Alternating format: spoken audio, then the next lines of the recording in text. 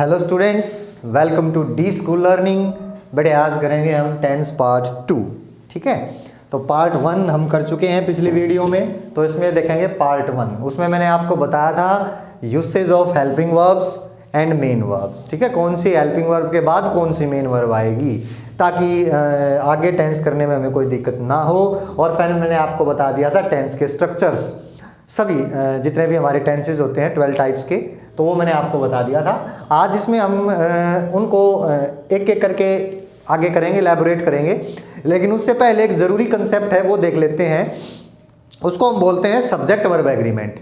मैं यहाँ पर आपको पूरा टॉपिक नहीं कराऊंगा सब्जेक्ट वर्ब एग्रीमेंट का, बस केवल आपको ये बताऊंगा कि भाई जो सब्जेक्ट के अनुसार जो हेल्पिंग वर्ब यूज़ होनी है या जो सब्जेक्ट के अनुसार जो मेन वर्ब यूज़ होनी है, तो वो हमने कैसे करना है। ठीक है, तो उसको हम बोलते हैं सब्जेक्ट वर्ब एग्रीमेंट। तो ये एक बार देख लेते हैं। अब ये सब्जेक्ट वर्ब एग्रीमेंट होता क्या है बेटे? यूसेज करने से पहले ये ज़रूरी है सब्जेक्ट वर्ब एग्रीमेंट, ताकि हमें पता हो कि भाई लिखते वक्त, सेंटेंस बनाते वक्त SEIS की गड़बड़ हो जाती है इसमें। ठीक है, या कौन से सब्जेक्ट के साथ कौन सी वर्ब आएगी ये नहीं पता चलता, तो उसी को हमने सीखना है सब्जेक्ट वर्ब एग्रीमेंट में। हमें ये यही सिखाएगा। देखो, एग्रीमेंट का मतलब होता है समझौता। सब्जेक्ट और वर्ब में एक समझौता है क्या कि भाई जैसा सब्जेक्ट होगा वैसी ही वर्ब आएगी। अब ये जैसा सब्जेक्ट होने से क्या मतलब है? मतलब कि सब्जेक्ट अगर सिंगुलर है तो वर्ब भी सिंगुलर, सब्जेक्ट अगर प्लूरल है तो वर्ब भी प्लूरल। तो इसको देख लेते हैं एक बार। यानी कि मेरा ये कहने का मतलब है सिंगुलर सब्जेक्ट, अगर हमारा सब्जेक्ट सिंगुलर है तो उसके साथ वर्ब भी कैसी आएगी बेटे? सिंगुलर आएगी, वर्ब सिंगुलर। या इसको यूं लिख लीजिए, सिंगुलर सब्जेक्ट सिंगुलर वर्ब। ठीक है, फिर इसी तरीके से अगर मेरा सब्जेक्ट प्लूरल है,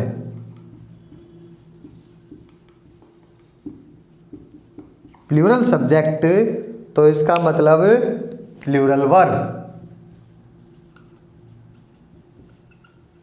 अब सब्जेक्ट का तो हमें बड़ी इजीली पता चल जाएगा कि कौन सा सब्जेक्ट सिंगुलर है कौन सा प्लूरल है।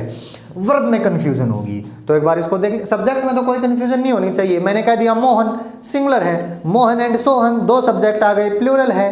ठीक है, ही सिंगुलर है, शी सिंगुलर है, दे प्लूरल है। अगर फिर भी कोई डाउट है तो मैं आपको सब्जेक्ट भी बता दूंगा। तो एक बार वर्ब को देख लेते हैं। तो मैंने आपको बताया था बेटे पिछली वीडियो में कि जो भी हमारी टेंस की हेल्पिंग वर्ब है, वे जो 11 टेंस की हेल्पिंग वर्ब हैं, उनको मैंने आप पिछली वीडियो में कैटेगराइज किया था प्रेजेंट और पास्ट। यानी कि ये प्रेजेंट के हेल्पिंग वर्ब है, ये पास्ट के हेल्पिंग वर्ब है, मैंने आपको बताया था। तो एक बार उनको टाइम वाइज कैटेगराइज कर लेते हैं अब कि कौन सी हेल्पिंग वर्ब, मतलब कि सिंगुलर और प्लूरल के अनुसार कैटेगराइज कर लेते हैं। तो मैं यहां लिख देता हूं, इस साइड लिख देता हूं सिंगुलर वर्ब, और इस साइड आ जाएंगे बेटा प्लूरल वर्ब। तो एक बार वही जो हमारे पास टेंस की हेल्पिंग वर्ब हैं उनको एक बार सिंगुलर और प्लूरल देख लेते हैं। तो देखें, पहले बात करते हैं इज एम आर में से। तो इज एम आर में से इज हमारी सिंगुलर है और आर हमारी प्लूरल है। एम का तो बेटे कोई चक्कर ही नहीं है, एम तो होता ही आई के लिए है, आपको पता ही होगा। एम तो लगता ही आई के साथ है। ठीक है, और किसी के साथ वो यूज नहीं होगा। वाज वर्ब में से देखें तो वॉज सिंगुलर है, वर्ब प्लूरल है। फिर हैज हैव की अगर मैं बात करूं तो हैज सिंगुलर है और हैव प्लूरल है। फिर मैं डू डज में से बात करूं तो डज सिंगुलर है और डू प्लूरल है। बेटे सिंगुलर प्लूरल का कंसेप्ट वहीं आता है जहां जिस टाइम में एक से ज़्यादा वर्ब होती हैं। अब यहाँ देखो प्रेजेंट और पास्ट वाइज जो मैंने कैटेगराइज की थी, मैं यहाँ एक बार लिख देता हूँ, आसानी रहेगी। इनको एक बार यहाँ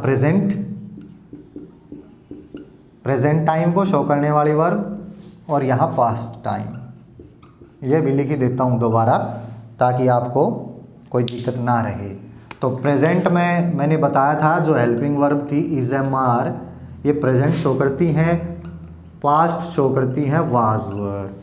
फिर आ जाता है बेटे हैज़ हैव, हमारा प्रेजेंट हो गया, पास्ट हो गया हैड। फिर डू और डज प्रेजेंट बताया था और इसका पास्ट हो गया डिड। तो देखिए 11 हो गई हमारी, 1 2 3 और 5 6 7 8 9 10 11। अब यहाँ देखें ये था, अब इनमें से ये तो प्रेजेंट टाइम शो करेंगी, ये पास्ट टाइम शो करेंगी। अब मैं इनको कैटेगराइज कर रहा हूँ सिंगुलर और प्लूरल के अनुसार। तो सिंगुलर और प्लूरल का कंसेप्ट वहीं आता है बेटे जहां एक से ज्यादा वर्ब हो। अब यहां देखो प्रेजेंट में 3 वर्ब दी गई हैं, तो यहां सिंगुलर और प्लूरल का कंसेप्ट आएगा। ये तो है नहीं कि जो मैं सेंटेंस बनाऊंगा, जो मैंने सब्जेक्ट यूज किया है कि उस सब्जेक्ट के साथ मैं तीनों वर्ब लगा दूंगा, या तो इज लगाऊंगा, या एम लगाऊंगा, या आर लगाऊंगा। तो मैं आपको यही अब बताने जा रहा हूं कि ये इज कब लगाऊंगा, एम कब लगाऊंगा और आर कब लगाऊंगा, यानी कि कौन से सब्जेक्ट के साथ लगाऊंगा। आई बात समझ में क्या कर रहे हैं? तो मैंने आपको लिख दिया, ये मैंने बता दिया कि अगर सिंगुलर सब्जेक्ट है तो फिर सिंगुलर वर्ब लगानी है, प्लूरल सब्जेक्ट है तो प्लूरल वर्ब लगानी है। अब मैं इन्हीं वर्ब को बता रहा हूं कि इनमें से कौन सी सिंगुलर है और कौन सी प्लूरल है। ठीक है, तो मैंने इसमें से बता दिया कि इज सिंगुलर है, आर प्लूरल है, एम तो आई के साथ लगती है। ठीक है, फिर मैंने वाज वर्ब में से बताया, देखो यहाँ भी 2 आ गई, तो इसका मतलब वाज सिंगुलर के साथ लगेगी, वर्ब प्लूरल के साथ लगेगी। अब यहाँ भी 2 आ गई, हैज हैव, तो इसका मतलब हैज सिंगुलर के साथ लगेगी, हैव प्लूरल के साथ लगेगी। हैड यहाँ तो अकेली है पास्ट में हैड, तो इसका मतलब यहाँ सिंगुलर प्लूरल का चक्कर है ही नहीं। अगर सिंगुलर है तब भी हैड, प्लूरल है सब्जेक्ट तब भी हैड, जब मैंने हैड लगाना होगा तो। ठीक है, आई बात समझ में? यहाँ देखो, यहाँ फिर 2 आ गई प्रेजेंट में, डू और डज, तो यहाँ भी मैंने कैटेगराइज कर दिया कि डज सिंगुलर के साथ, डू प्लूरल के साथ। यहाँ देखो पास्ट में डिड, तो डिड के साथ भी ऐसा कोई चक्कर नहीं है। ठीक है, जब मैं डिड यूज करूंगा तो सिंगुलर सब्जेक्ट है तब भी डिड, प्लूरल सब्जेक्ट है तब भी डिड। बात आई समझ में? ठीक है, क्या चक्कर है? तो सिंगुलर और प्लूरल वर्ब हमारी ये हमने कैटेगराइज कर दी है, ये सिंगुलर सब्जेक्ट के साथ, ये प्लूरल सब्जेक्ट के साथ। वर्ब तो हो गई दूर, मेन वर्ब ले लेते हैं। इसी तरीके से कोई भी मेन वर्ब आगे मान लो राइट, तो जिस मेन वर्ब में एस लगा हुआ है पीछे वो हमारी सिंगुलर होती है। और कोई सी ले लो, मैंने यहाँ ले दिया टीच, ले दिया मान लो टीचीज और टीच। ये बेटा वर्ब में कब एस लगेगा, कभी एस लगेगा, ये मैंने नाउन में बताया हुआ आपको, नाउन पार्ट 3 में, आप वहाँ से जा करके नाउन की वीडियो देख सकते हैं। तो देखो अब ये देखिए, यहाँ आपको कोई कॉमन बात दिखाई दे रही है इनमें तीनों में? ये यहाँ देखिए सबके एंड में क्या दिखाई दे रहा है आपको? यहाँ इसमें सिंगुलर में सबके एंड में क्या दिखाई दे रहा है बेटे? एस, और एस फॉर सिंगुलर। तो इस तरीके से आप इनको याद कर सकते हैं, एस फॉर सिंगुलर।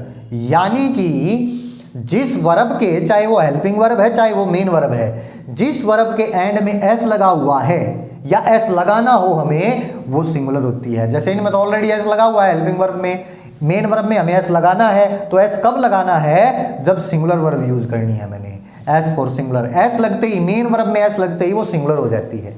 ठीक है, एस फॉर सिंगुलर। और बगैर एस वाली कौन सी बच गई हमारी? प्लूरल। तो बेटा ये तो हो गया क्लियर। अब देखते हैं सब्जेक्ट्स को, मैंने आपको बता दिया।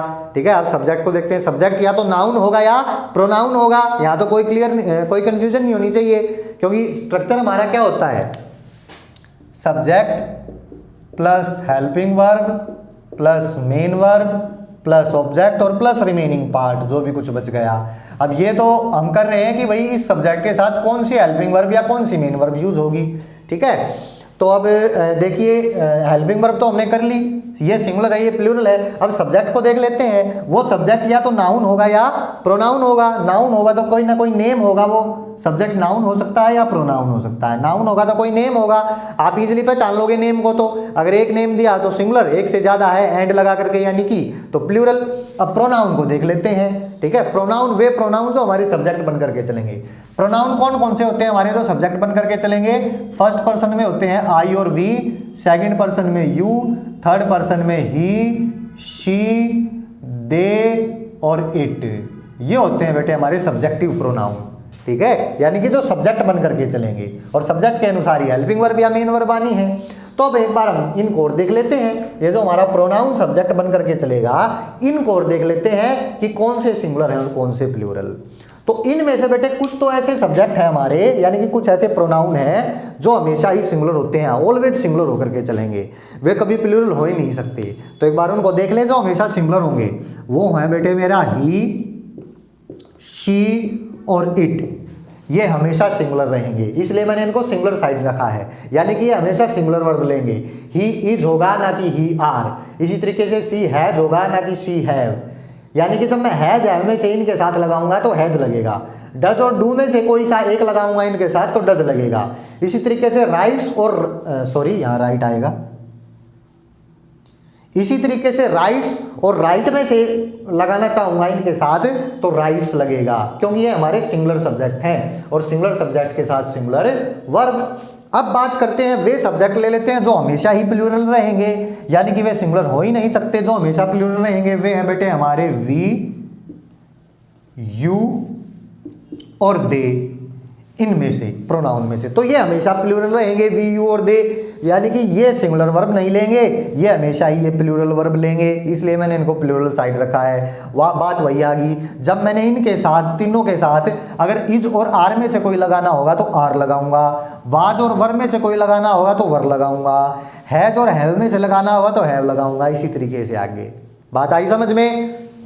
अब क्या बच गया हमारा बेटे, अब बच गया केवल देखो वी भी आ गया, यू भी आ गया, ही भी आ गया, शी भी, दे भी और इट भी, केवल आई बच गया। आई में थोड़ी ही गड़बड़ है, ठीक है। आई सिंगुलर भी है और प्लूरल भी है, केवल एक जगह सिंगुलर है आई, बाकी आई प्लूरल है, बस आपको ये याद रख लेना है। आई में थोड़ी ही कंफ्यूजन है, आपको आई को याद रख लेना है। बाकी अगर ये सब्जेक्ट आ जाएं तो प्लूरल वर्ब लगाइए, ये सब्जेक्ट आ जाएं तो सिंगुलर वर्ब लगाइए, ठीक है। बच गया आई, तो यहाँ आई को लिख लेते हैं बेटे अलग से, थोड़ा सा आई को यहाँ लिख देता हूं मैं आई। आई के साथ देखो इज और आर की बात करूं तो ना तो इज आएगा ना आर आएगा। एक तीसरा भी तो हमारे पास ये रहा इज एम आर, ये एम मैंने बताया था ये एम केवल आई के लिए ही होता है, तो इनमें से तो आएगा एम, आई एम। यहाँ तो क्लियर है बात। जब बात करूंगा मैं वाज की और वर की तो आई जो है फिर सिंगुलर की तरफ चला जाएगा, यानी कि आई क्या लेगा अपने साथ, वोज लेगा। ये दो ही चीज है बेटे आपने जो आई के साथ कंसिडर करके चलनी है सिंगुलर। एक तो एम आएगा, ना तो इज आएगा ना आर आएगा, एम आएगा। वाजवर की बात करूंगा तो वोज आएगा सिंगुलर, बाकी सारे आई भी क्या लेगा, प्लूरल लेगा। बाकी ये सारे आई इन्हीं के साथ आएगा, सॉरी वर तो आई गया, ये जो बच गई बाकी, ठीक है। यानी कि जब हैज की और हैव की बात करूंगा तो आई हैव होगा, आई हैज नहीं होगा। डज और डू की बात करूंगा तो आई डू होगा, आई डज नहीं होगा। इसी तरीके से राइट्स और राइट की बात करूंगा तो आई राइट होगा, आई राइट्स नहीं होगा। बात आ गई समझ में। बस ये आई का आपको याद रखना है, आई केवल दो ही सिंगुलर लेगा आपके, या तो एम या वोज, बाकी सारा क्या होता है इन केस में आई प्लूरल होता है।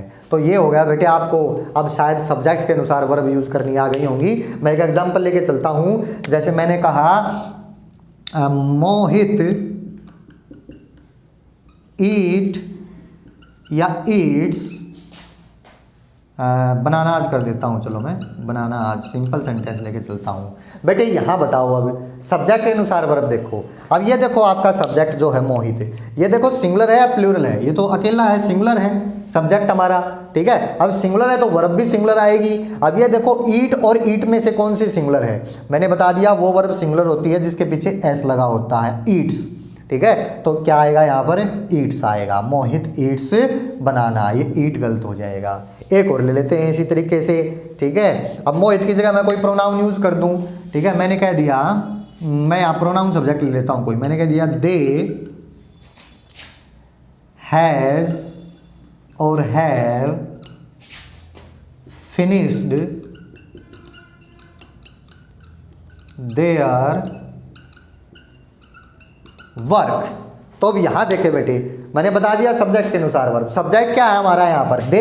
अगर सब्जेक्ट ही नहीं आपको पता चल रहा कि सब्जेक्ट क्या होता है तो बेटे सेंटेंस की वीडियो देखें जा करके, ठीक है। सेंटेंस की वीडियो आप जाएं, मैंने डाल रखी है यूट्यूब पर भी और ऐप के अंदर भी, तो सेंटेंस की वीडियो है वो देखें तो आपको पता चल जाएगा कि सब्जेक्ट क्या होता है, ये चीज़ें क्या होती हैं, सारी वहाँ बता रखा है। तो अब देखो दे सिंगुलर है प्लूरल है, देखना प्लूरल है, प्लूरल की साइड आया है तो इसका मतलब प्लूरल वर्ब लेगा।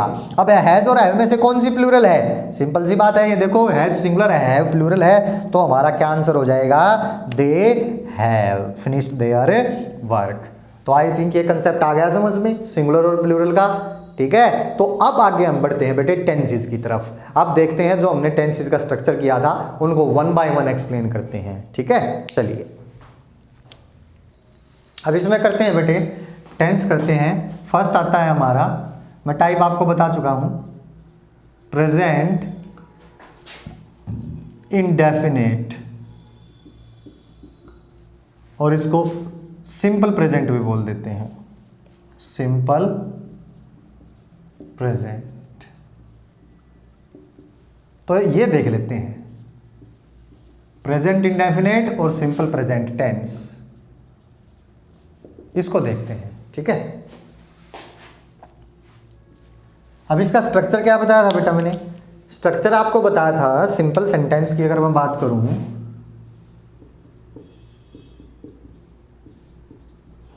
सिंपल सेंटेंस, हालांकि मैं आपको बता चुका हूं पिछले वीडियो में, फिर भी एक बार लिख देता हूं। सिंपल सेंटेंस में इसका स्ट्रक्चर बताया था मैंने, सब्जेक्ट प्लस V1 या फिर V1 प्लस SEIS।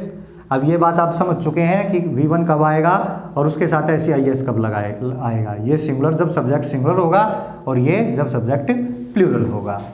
फिर बाद में आएगा ऑब्जेक्ट और फिर जो भी रिमेनिंग पार्ट आपका बच जाता है, ठीक है। ये तो होगा बेटे सिंपल सेंटेंस का स्ट्रक्चर। और अगर सेंटेंस हमारा नेगेटिव हो,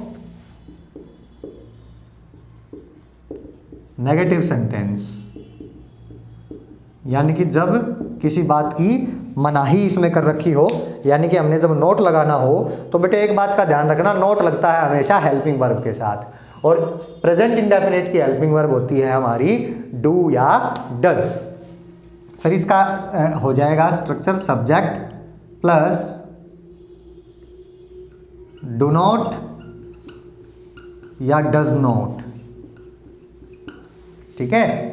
हेल्पिंग वर्ब होती है इसकी डू नॉट या does not, subject plus do not plus does not, इनमें से कोई एक। अब ये बात आप समझ ही चुके हैं कि डज नॉट कब और डू नॉट कब, यानी कि डज जब ये सिंगुलर हो, डू कब जब ये प्लूरल हो, एस फॉर सिंगुलर। फिर इसके साथ आ जाएगी हमारी वर्ब की फर्स्ट फॉर्म, फिर प्लस ऑब्जेक्ट और प्लस रिमेनिंग पार्ट। ये हो जाएगा बेटे इसका स्ट्रक्चर नेगेटिव सेंटेंस का। तीसरा ले लेते हैं इंटेरोगेटिव सेंटेंस।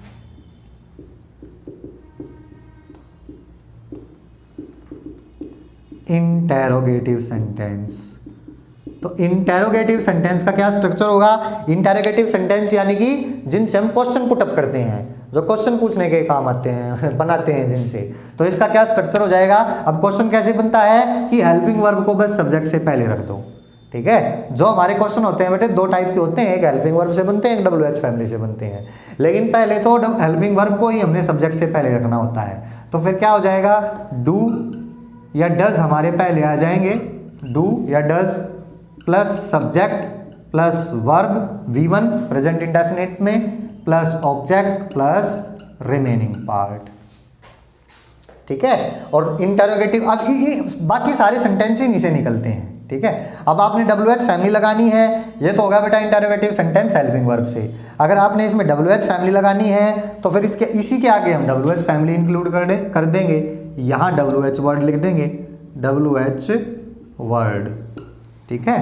तो WH से बन जाएगा। इंटरोगेटिव नेगेटिव करना है तो यही सब्जेक्ट के बाद नोट आ जाएगा। अब इसमें देखो क्या किया हमने, इसमें डू या डज को बाहर निकालना है ना, नोट तो यहीं रह गया सब्जेक्ट के बाद, यानी कि नेगेटिव इंटरोगेटिव नेगेटिव करना है तो नोट यहाँ लगा देंगे, ठीक है। WH word do does subject plus note, note यहीं रह जाएगा, ठीक है, उनको छोड़ दो आप। तो ये तीन ही है पहले, सिंपल, नेगेटिव और इंटरोगेटिव, ठीक है। इसी से ये डबल इंटरोगेटिव बन गया, फिर वो नेगेटिव बन जाता है, interrogative negative, double interrogative negative बन जाता WH वर्ड से, और बात को आप छोड़ दो, ठीक है। वो वही चीज़ है, मेन तो ये तीन ही होते हैं हमारे, सिंपल, नेगेटिव और इंटरोगेटिव। मैंने बता दिया इंटरोगेटिव हेल्पिंग वर्ब से या फिर WH फैमिली से।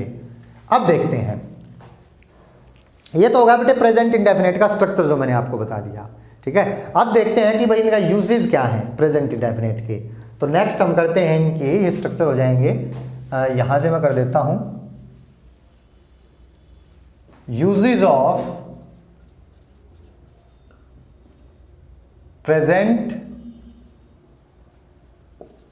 Indefinite tense. देखिए पहले इसको समझते हैं कि भाई प्रेजेंट इंडेफिनिट होता क्या है। बेटे इससे हम बात करते हैं, प्रेजेंट इंडेफिनिट टेंस से हम बात करते हैं डेली रूटीन की, डेली रूटीन की, ठीक है, या फिर ये कह लीजिए हैबिट की या नेचर की, ठीक है। हम लाइफ में क्या करते हैं, ये हमारी लाइफ का क्वेश्चन होता है, हम लाइफ में क्या करते हैं, इसको समझने की कोशिश करना। यानी कि जब कभी हम अपना डेली रूटीन डिस्कस करें या हैबिट या नेचर या अपनी लाइफ के बारे में बात करें कि हम लाइफ में करते क्या हैं, उस टाइम पर प्रेजेंट इंडेफिनिट टेंस का यूज होगा, यानी कि V1 या V1 प्लस SEIS का यूज होगा हमारा, ठीक है। जैसे कि मैं कहूँ कि भाई मैं सुबह डेली 5 बजे उठता हूँ, ठीक है, 5 बजे उठ करके अपना डेली रूटीन बताऊँ, 5 बजे उठता हूँ, फिर 6 बजे स्नान करता हूँ, 7 बजे ब्रेकफास्ट करता हूँ, 8 बजे स्कूल के लिए निकलता हूँ। डेली करता क्या हूँ मैं? अगर मैं इसकी हिंदी की पहचान की बात करूँ तो आपको बताया जाता है कि इसके लास्ट में ता है, ते है, ती है, ये लगते हैं, ठीक है, मैं आपको बता रहा हूँ हिंदी में, लेकिन ऐसा कोई ज़रूरी नहीं होता, ठीक है। फिर भी तो देखते हैं डेली रूटीन या हैबिट की बात करते हैं इसमें। देखो इसको ऐसे समझते हैं, मान लो हम शादी में गए, ठीक है, तो आप अपने दोस्तों के साथ वहाँ खाना खा रहे हो, तो वहाँ फास्ट फूड भी रखा है, तो आप फास्ट फूड को नहीं ले रहे जबकि आपके दोस्त ले रहे हैं, तो आपके दोस्त ने आपसे कहा कि भाई ये चाउमीन खा ले, तो आपने क्या कहा, नहीं मैं चाउमीन नहीं खाता।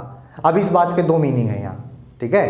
एक तो क्या, अब इस बात को समझना ध्यान से कि इनमें से प्रेजेंट इंडेफिनिट कौन सा है। आपने कहा कि मैं चाउमीन नहीं खाता, अब देखो इसको दो सेंस में लिया जा सकता है। एक तो क्या कि वैसे तो आप जनरली चाउमीन खाते हो, लेकिन आज आपका चाउमीन खाने का मूड नहीं है, तो आप आज मना कर रहे हो, या आज आपके पेट में गड़बड़ है, थोड़ी सी पेट में दर्द हो रहा है, तो आपने आज के लिए मना कर दिया, भाई नहीं आज नहीं खाता मैं, नहीं खाता मैं। एक तो ये मतलब, ठीक है। दूसरा मतलब क्या कि आप खाते ही नहीं चाउमीन, आप खाया ही नहीं करते, आपको पसंद ही नहीं है चाउमीन, ठीक है। यानी कि मैं बात करूं तो इसके थ्रू, प्रेजेंट इंडेफिनिट के थ्रू हम अपनी लाइक्स और डिसलाइक्स की भी बात करते हैं, लाइक्स और डिसलाइक्स कि आपको क्या पसंद है और क्या नहीं, वो भी आपका प्रेजेंट इंडेफिनिट टेंस में यानी कि V1 या V1 प्लस SEIS में बनेगा।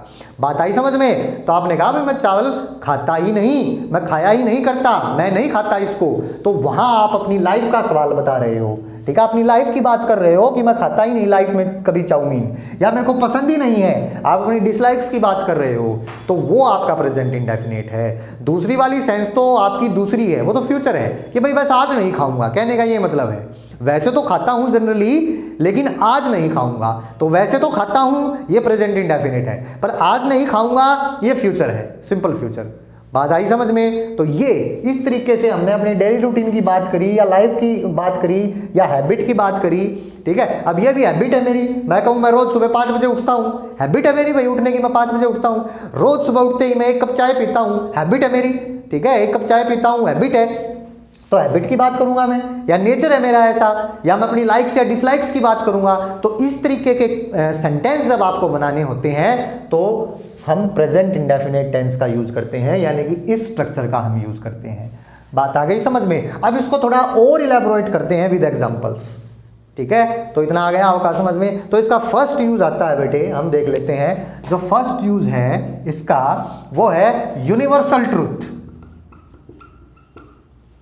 यूनिवर्सल ट्रूथ यानी कि जब यूनिवर्सल ट्रूथ की बात आ जाए, वो चीज जो इस ब्रह्मांड में, इस यूनिवर्स में सच्चाई है, जो यूनिवर्सली एक्सेप्टेड है, जिसको आप कहीं भी रख दो वो बात एज इट इज रहेगी, सभी के लिए वो बात मान्य रहेगी, एक जैसी रहेगी, सार्वभौमिक सत्य है, उसे कोई बदल नहीं सकता। जब ऐसे आप सेंटेंस की बात करो तो आपने इस स्ट्रक्चर का यूज करना है, प्रेजेंट इंडेफिनिट। यानी कि जैसे एग्जांपल है, मैं कहूं 2 and 2 मेक 4। अब इस बात में कोई दोहराई नहीं, यूनिवर्सल ट्रूथ है, आप कहीं भी चले जाओ 2 और 2 4 ही होते हैं। कई जो है मैथ साइको होते हैं, ठीक है, वो कहेंगे नहीं हम तो जो है 2 और 2 5 भी प्रूव करके दिखा देंगे, तो बेटे वो उनकी बात नहीं माननी, ठीक है, वो प्रूव करके दिखा दें अलग बात है, लेकिन हमारा 2 और 2 4 ही होते हैं, यूनिवर्सली एक्सेप्टेड बात है ये, ठीक है। फिर मैंने कहा एक एग्जाम्पल और लूँ, द सन राइजेस, चलो मैं यहाँ 2 कर देता हूँ, द सन राइज और राइजेस इन द ईस्ट। पहले तो सेंटेंस को देखो, सूर्य जो है पूर्व में उगता है, अब ये बात तो यूनिवर्सल ट्रूथ है, ऐसा तो है नहीं कि पश्चिम से भी निकल आता हो, ठीक है, यूनिवर्सली एक्सेप्टेड है ये बात, ट्रूथ है, यूनिवर्सल ट्रूथ है। तो इसका मतलब इसमें प्रेजेंट इंडेफिनिट टेंस यूज होगा, हमने कर दिया, ये देखो यहाँ प्रेजेंट इंडेफिनिट टेंस का यूज कर दिया। राइजेज या राइज, मैंने आपको दो वर्ब दे दी, अब आपने बताना है, क्योंकि प्रेजेंट इंडेफिनिट टेंस में या तो वर्ब के साथ SEIS आएगा या खाली वर्ब की फर्स्ट फॉर्म आएगी।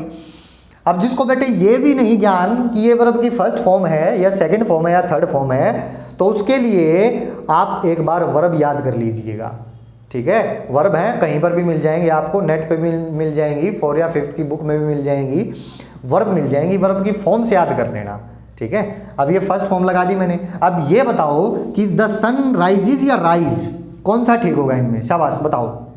अभी सब्जेक्ट वर्ब एग्रीमेंट का कंसेप्ट अभी बताया था। द सन सब्जेक्ट सिंगुलर है प्लूरल है, सिंगुलर है, तो सिंगुलर के साथ सिंगुलर वर्ब आएगी, तो इन दोनों में से देखो कौन सी सिंगुलर है, राइज या राइजेज, ऑफ कोर्स राइजेज, क्योंकि S फॉर सिंगुलर, ऐसे आप याद कर सकते हो। तो the sun rises in the east, मैंने आपको पिछली बात भी जो है रिवाइज करवा दी है। या मैं एक एग्जांपल और लूँ, मैं कहूँ द अर्थ रिवॉल्व्स, रिवॉल्व या रिवॉल्व्स आएगा क्योंकि अर्थ सिंगुलर है। The earth revolves round the sun, अब ये भी यूनिवर्सल ट्रूथ है बेटे, अर्थ जो है वो सन के चारों तरफ घूमती है। तो आप यहाँ देखो ये जो हमारा टेंस हमने यूज़ किया है, कौन सा यूज़ किया है, प्रेजेंट इंडेफिनिट, क्योंकि हमारा जो है ये देखो यहाँ प्लूरल सब्जेक्ट हो गया था तो प्लूरल वर्ब ले दी, सिंगुलर सब्जेक्ट था सिंगुलर वर्ब, सिंगुलर सब्जेक्ट था सिंगुलर वर्ब। तो स्ट्रक्चर हमारा यही है, ये हमारा सब्जेक्ट है, ये हमारा V1 प्लस S या ES है, ठीक है, और ये हमारा रिवॉल्व्स राउंड द सन, तो ये हमारा क्या हो जाएगा, ऑब्जेक्ट हो जाएगा, ठीक है। अब यहाँ देखो द सन, ये रिमेनिंग पार्ट हो जाएगा हमारा, द सन ये सब्जेक्ट है, ये वर्ब है, ये ऑब्जेक्ट ज़रूरी नहीं है कि आए, ठीक है, ऑब्जेक्ट आ भी सकता है या नहीं भी आ सकता, वो डिपेंड करता है हमारा ट्रांजिटिव और इंट्रांजिटिव वर्ब पर, वो कंसेप्ट हम बाद में करेंगे, ठीक है। फिलहाल आप वर्ब के कंसेप्ट को समझो, क्योंकि आपके एग्जाम में वर्ब भरनी आएंगी, वर्ब फिलअप करनी आएंगी, ठीक है। तो आपको पता होना चाहिए कि भाई ये यूनिवर्सल ट्रूथ है, तो यहाँ पर प्रेजेंट इंडेफिनिट यूज होगा, यानी कि या तो V1 या V1 प्लस SEIS, ठीक है। अब ये सिंगुलर के साथ, ये प्लूरल के साथ, ये ठीक है। तो ये फर्स्ट पॉइंट हो गया हमारा यूनिवर्सल ट्रूथ। सेकंड पॉइंट लेते हैं बेटे, हैबिट, जैसा कि अभी मैं ऊपर जिक्र कर रहा था, जब हम अपनी हैबिट की बात करें, ठीक है, तो हैबिट की जब हम बात करें तो तब भी हमने प्रेजेंट इंडेफिनिट टेंस का यूज करना है। जैसे मैं कहूँ शी प्लेज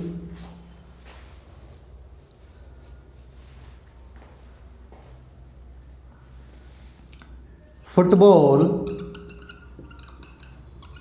एवरी संडे। अब यहां देखो she plays football every Sunday, her Sunday को वो क्या खेलती है, फुटबॉल खेलती है। तो इसका मतलब उसकी हैबिट का जिक्र कर रहा हूं मैं, ये उसकी हैबिट है, तो इसलिए मैंने यहां क्या यूज किया बेटे, प्रेजेंट इंडेफिनिट, यानी कि वर्ब कौन सी यूज की, प्रेजेंट इंडेफिनिट का मतलब है V1 या V1 प्लस SEIS, ठीक है। तो ये मैंने यूज की, तो सब्जेक्ट के साथ V1 प्लस SEIS। तो फिर इसी तरीके के, जैसे मैंने यहाँ लिख दिया एवरी संडे, इसी तरीके के कुछ हमारे फ्रेज होते हैं या कुछ वर्ड्स होते हैं, तो उनको हम देख लेते हैं जो हमारी हैबिट शो करेंगे, यानी कि वे वर्ड अगर आ जाएं तो आपने फिर प्रेजेंट इंडेफिनिट ही यूज करना है। तो मैं एक बार वे वर्ड देख लेते हैं कौन कौन से होते हैं। तो मैं यहाँ लिख देता हूँ कुछ, यूज विद, यानी कि प्रेजेंट इंडेफिनिट को आप किस किस के साथ यूज करोगे, वे वर्ड्स में यहाँ लिख देता हूँ, ठीक है। यूजुअली, जैसे हमारे हैं यूजुअली, जनरली, ओकेजनली,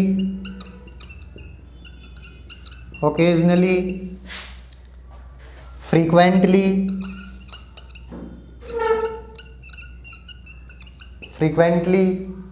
ऑफन,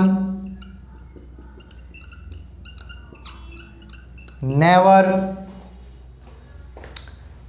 नाउएडेज, या इसको रहने दो, समटाइम्स,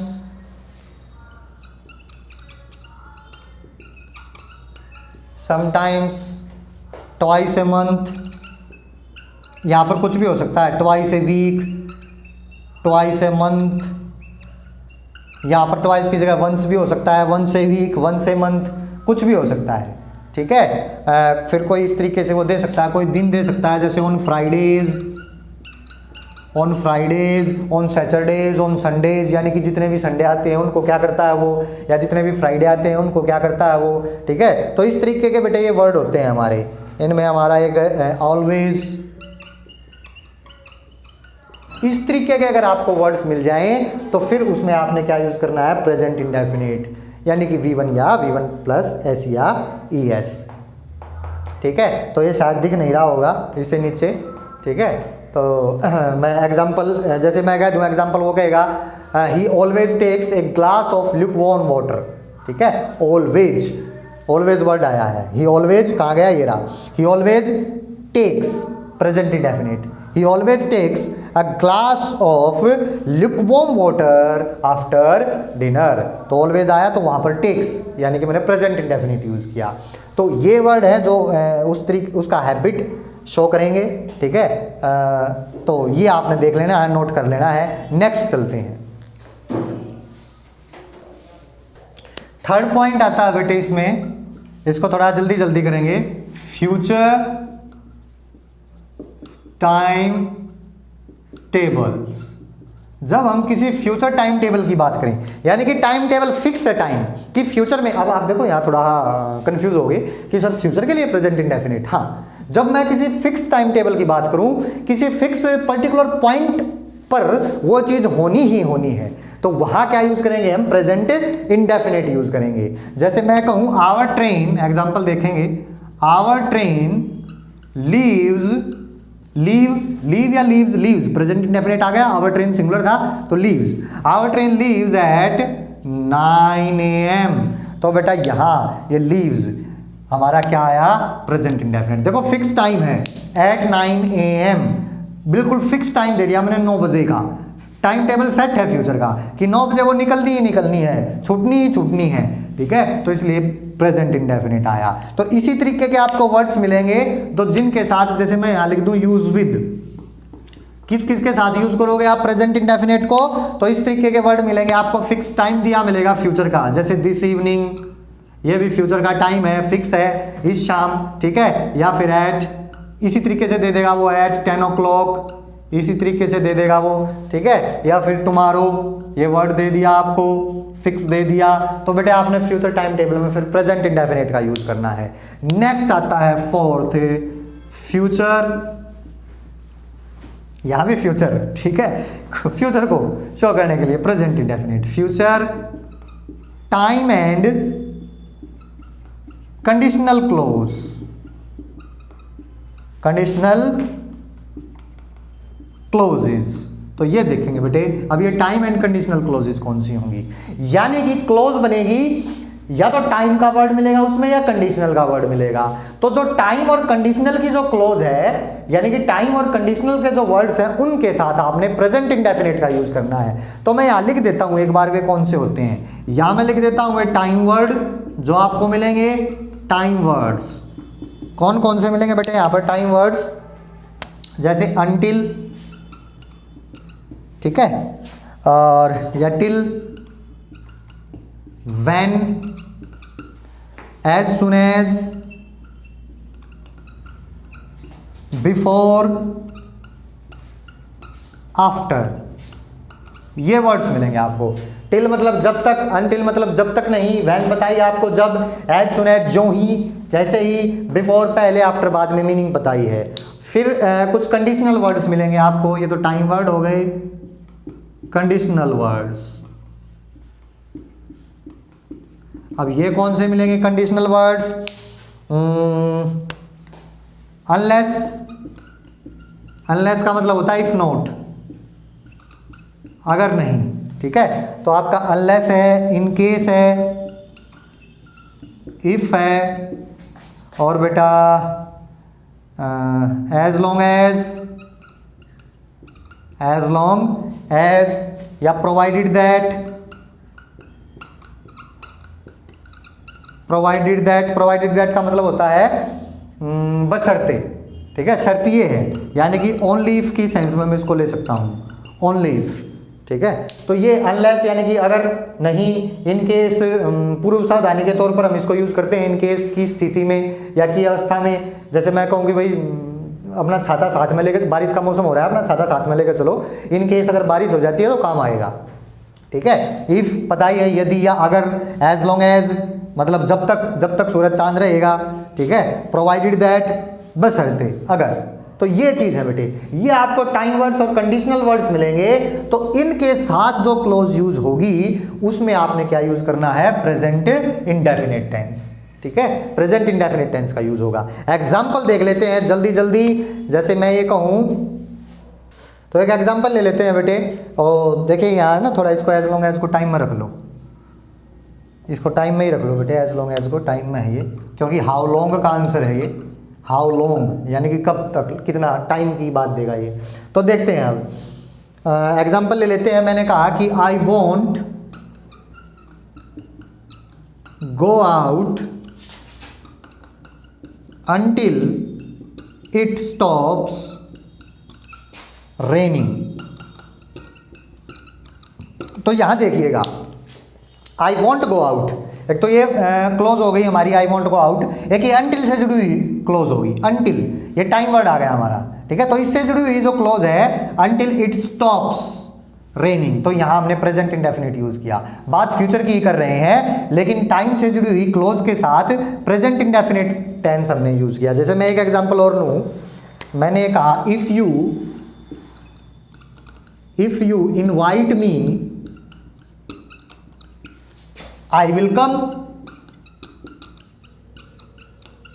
भाई इनवाइट करोगे तो आऊंगा मैं, इसको बेटे प्रिंसिपल क्लॉज बोलते हैं, इसको सबऑर्डिनेट क्लॉज बोलते हैं। उस बात को छोड़ो, नहीं पता भी चल रहा है तो देखो आई विल कम फ्यूचर की बात है, कब आऊंगा मैं, ठीक है। कंडीशन क्या है, ये कंडीशन लगा दी, आई विल कम, कंडीशन क्या लगा दी, ये कंडीशनल वर्ड आ गया हमारा इफ, क्या, if you invite me, if you will invite me नहीं, ठीक है, क्योंकि फ्यूचर इसने हमारा दिखा दिया है, इस प्रिंसिपल क्लॉज ने हमारा फ्यूचर दिखा दिया है। ये सबऑर्डिनेट क्लॉज अपने मीनिंग के लिए इस प्रिंसिपल क्लॉज पर ही डिपेंड करती है, तो प्रिंसिपल क्लॉज का मीनिंग फ्यूचर में आ चुका है, तो यहां हमें फ्यूचर दिखाने की जरूरत नहीं है, कंडीशनल वर्ड हमारा जुड़ गया है यहाँ, ठीक है, इफ। तो इसलिए इफ यू विल नहीं, प्रेजेंट इंडेफिनिट का यूज करूंगा, if you invite me, you के साथ इनवाइट, क्योंकि यू हमारा प्लूरल है, तो इसके साथ इनवाइट, ये मैंने आपको बात बताई दी थी। तो ये बात आ गई बेटे समझ में, ठीक है। नेक्स्ट करते हैं, हमारा नेक्स्ट आ जाता है फिफ्थ पॉइंट। फिफ्थ पॉइंट है बेटे परमानेंट एक्शन, ठीक है। कोई भी परमानेंट एक्शन है उसको शो करने के लिए, परमानेंट एक्शन को शो करने के लिए हम प्रेजेंट इंडेफिनिट का यूज करते हैं। यानी कि इसको आप ऐसे समझ लो, वो बात, वो जो कल भी, जैसे मैं कहूं बेटे the Taj Mahal stands on the bank of the Yamuna river. अब देखें यहां, ठीक है, देखो परमानेंट एक्शन है, ताजमहल स्टैंड्स, तो इसलिए हमने यहां जो है प्रेजेंट इंडेफिनिट यूज किया, ये सिंगुलर था तो ऐसा आ गया। क्यों? क्योंकि परमानेंट एक्शन है, कल भी खड़ा था आज भी खड़ा है, परमानेंट एक्शन। देखो फ्यूचर तो किसी ने देखा नहीं होता बेटे, हो सकता है फ्यूचर में ना रहे, ठीक है, लेकिन जो कल भी था और आज भी है वो परमानेंट एक्शन, ठीक है। जैसे मैं अगला एग्जांपल लूं, मैं कहूं I lives in Sonipat, I lives in Sonipat. अब क्या आएगा पहले तो ये बताओ, लीव आएगा या लीव्स आएगा, पहले तो ये बताओ, आई लीव आएगा, ठीक है, क्योंकि प्लूरल है। मैंने बताया था आई दो ही जगह सिंगुलर है, एक तो एम और एक वाज। तो आई लिव इन सोनीपत, अब मैं कल भी सोनीपत में रहता था, आज भी रहता हूं, परमानेंट एक्शन है, फ्यूचर में रहूं या ना रहूं उससे लेना देना नहीं है, परमानेंट एक्शन है। नेक्स्ट पॉइंट आ जाता है बेटा, सिक्स्थ लास्ट पॉइंट आ जाता है इसका हमारा टेंस का, कुछ एक हमारी स्टेटिव वर्ब्स होती हैं, स्टेटिव वर्ब्स बोलते हैं इनको, स्टेटिव वर्ब्स। अभी आपको पता नहीं स्टेटिव वर्ब्स क्या होती हैं क्या नहीं, कुछ नहीं, ज़्यादा इसमें दिमाग खराब करने वाली जरूरत नहीं है। मैं ये कह देता हूँ, वे वर्ब्स जिनमें कोई फिजिकल एक्टिविटी इन्वॉल्व ना हो, क्या ना हो, जिनमें कोई फिजिकल एक्टिविटी इन्वॉल्व ना हो, उनको हम स्टेटिव वर्ब्स बोलते हैं। यानी कि हम कह सकते हैं कि मेंटल या इमोशनल वर्ब्स, ठीक है, मेंटल एंड इमोशनल वर्ब्स, मैं यहां लिख भी देता हूं ताकि आपको थोड़ा याद रहे, जिसमें कोई फिजिकल एक्टिविटी इन्वॉल्व न हो। ठीक है, जैसे कि मैं आपको एग्जांपल देता हूं कौन कौन सी हैं। Know, seem, appear, like, want, desire, love, hate, consider, believe. तो बेटे इस तरीके की बहुत सारी वर्ब होती हैं, मैंने आपको एक आइडिया सा दिया है बस। ठीक है, अब देखो यहाँ पर कोई फिजिकल एक्टिविटी इन्वॉल्व नहीं है इन वर्ब्स में। अब नो मतलब जानना, वैसे मैं उसको जानता हूँ, कोई फिजिकल एक्टिविटी इन्वॉल्व तो नहीं, माइंड से रिलेटेड है कि मैं उसको जानता हूँ। ऐसे ही सीम, अपीयर, प्रतीत होना, ठीक है, इसमें कोई फिजिकल एक्टिविटी इन्वॉल्व नहीं है। लाइक, पसंद करना, कोई फिजिकल एक्टिविटी इन्वॉल्व नहीं है। वांट, डिजायर, किसी चीज की डिजायर होना, इच्छा होना, ठीक है, तो इसमें भी कोई फिजिकल एक्टिविटी इन्वॉल्व नहीं है। लव, ये हमारे इमोशंस हैं, लव है, हेट है, हमारे इमोशंस होते हैं, कोई फिजिकल एक्टिविटी इनमें इन्वॉल्व नहीं है। इस तरीके से कंसिडर, किसी चीज को कंसिडर करना, मानना, बिलीव करना, ठीक है, तो इनमें कोई भी फिजिकल एक्टिविटी इन्वॉल्व नहीं है। तो इस तरीके की जब वर्ब आ जाती है हमारी, इनको हम स्टेटिक वर्ब्स बोलते हैं, तो उनके साथ भी क्या यूज होगा, प्रेजेंट इंडेफिनिट यूज होगा। इनमें आईएनजी की मिस्टेक दे देता है, वो आईएनजी नहीं लगाना होता हमें इनमें। ठीक है, तो इसी के साथ बेटे हमारा टेंस पार्ट 2 कंप्लीट होता है और प्रेजेंट इंडेफिनिट जो फर्स्ट टेंस है वो कंप्लीट हो जाता है। तो नेक्स्ट करेंगे हम बेटे नेक्स्ट पार्ट में, तब तक के लिए थैंक यू वेरी मच।